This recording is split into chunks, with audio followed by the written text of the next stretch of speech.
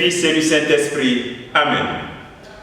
Envoie ton Esprit, Seigneur, pour renouveler la terre, afin que le langue parlée et comprise par tous les peuples, soit celle de la paix, de l'amour, de la vérité.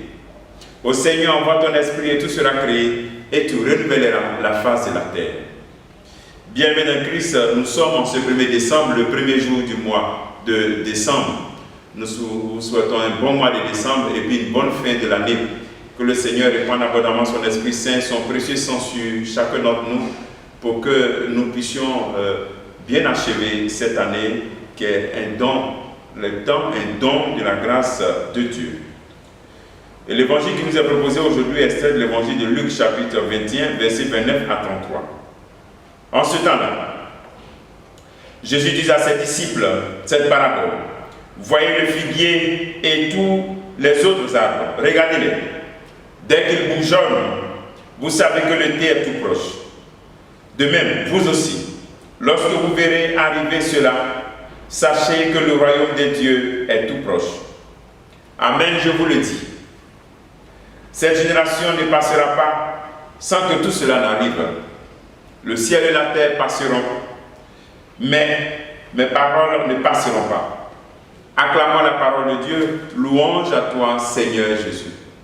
Bien-aimés dans le Christ, nous sommes presque à la fin de ce discours apocalyptique dans le chapitre 21 de l'évangile de Luc. Et le Seigneur essaie maintenant de nous donner, d'arriver un peu à la conclusion de ce discours. Il dit que lorsque vous verrez cela arriver, sachez que le royaume des cieux est proche. Vous voyez le figuier et tous les arbres.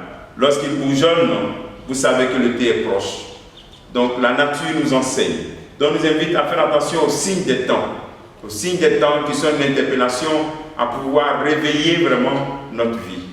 Et ces signes qu'ils avaient donnés, les signes qui allaient apparaître, et puis quels que soient ces signes, de ne pas être bouleversés, de garder la tête haute. Rappelons ces signes, les faux prophètes, les guerres entre les nations, le tremblement de terre, les faim, la faim et puis les épidémies, la persécution des chrétiens et la destruction de Jérusalem. Le Seigneur a donné 7 signes. Donc, la même année que quand on voit la nature des choses arriver, et quand cela va arriver, et il faut que nous sachions que le thé est proche, qu'il y a une réaction à donner. Donc, c'est le premier appel que le Seigneur nous donne, de savoir réagir, de savoir avoir la réaction propice. Et le deuxième appel par rapport à la nature, le Seigneur nous invite aussi à tenir compte de la réalité de la nature qui nous enseigne. Un exemple simple. Nous savons que la graine est petite, mais que lorsqu'on sème, elle peut donner un grand baobab. Un grand baobab, un grand arbre. Donc ça veut dire que aussi dans la vie, nous avons besoin d'être patients. Une interpellation pour les jeunes qui souvent sont pressés, qui vont avoir tout en même temps, au même moment. Or la nature nous montre cela, cet enseignement.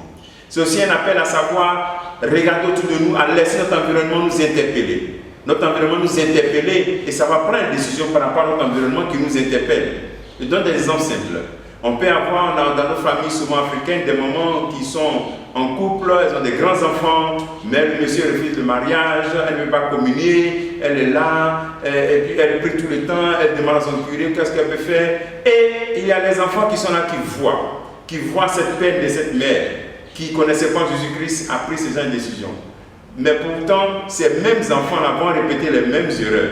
Pour la maman, ce n'est pas une erreur parce qu'elle ne connaissait pas Jésus-Christ. Mais ceux qui connaissent Jésus-Christ vont faire les mêmes des erreurs que ceux qui ne connaissent pas Jésus-Christ. Donc tu vas voir des jeunes filles qui déjà ont une petite relation, on soulève les bagages, on s'embille sur l'autre, concubinage, on soulève les bagages, on s'embille sur l'autre. Après on est là, on tourne autour. Sans discernement. Donc l'environnement ne nous interpelle pas. On peut voir même aussi dans une famille où des personnes, où la grande sœur a des enfants de pères différents, pas parce qu'elle est frivole, bien quoi, mais parce qu'il y a beaucoup d'échecs. Maintenant, la petite sœur répète encore les mêmes choses, sans discernement. On rentre dans des relations. Alors donc voici des environnements qui doivent nous interpeller pour que peut-être les erreurs ou bien les difficultés des autres, on ne peut pas répéter cela. Pensant que c'est une malédiction, ce n'est pas une malédiction. Notre raison doit nous pousser à savoir lire la nature et puis lire les signes des temps. Deuxième élément, le Seigneur nous invite, quel que soit ce qui va nous être annoncé, quels que soient les signes, il faut savoir que ce qui reste, c'est sa parole. Donc, tout ce qu'on peut annoncer comme prophétie ou bien tout ce qui peut arriver comme calamité, il faut rester accroché à la parole parce que c'est la parole de Dieu qui reste, qui ne passera pas. On a vu beaucoup de prophètes qui ont annoncé la fin des temps autour des années, des années 2000. Souvent, il y a d'autres qui donnent des dates. Tout cela ne doit pas vous bouleverser. Que ce soit vrai ou pas, ce qui est essentiel pour toi, c'est que même si le monde passe, il y a une chose qui ne passe pas, c'est la parole de Dieu. Donc je m'accroche fermement à cette parole pour que je demeure une personne éternelle. Pose-toi en ce jour, pose-toi cette question faible en ce jour dans ta méditation. Est-ce que tu te laisses interpeller par ton environnement? Est-ce que tu te laisses interpeller aussi par la nature qui est autour de toi? Que le Seigneur te bénisse au nom du Père et du Fils et du Saint-Esprit. Amen.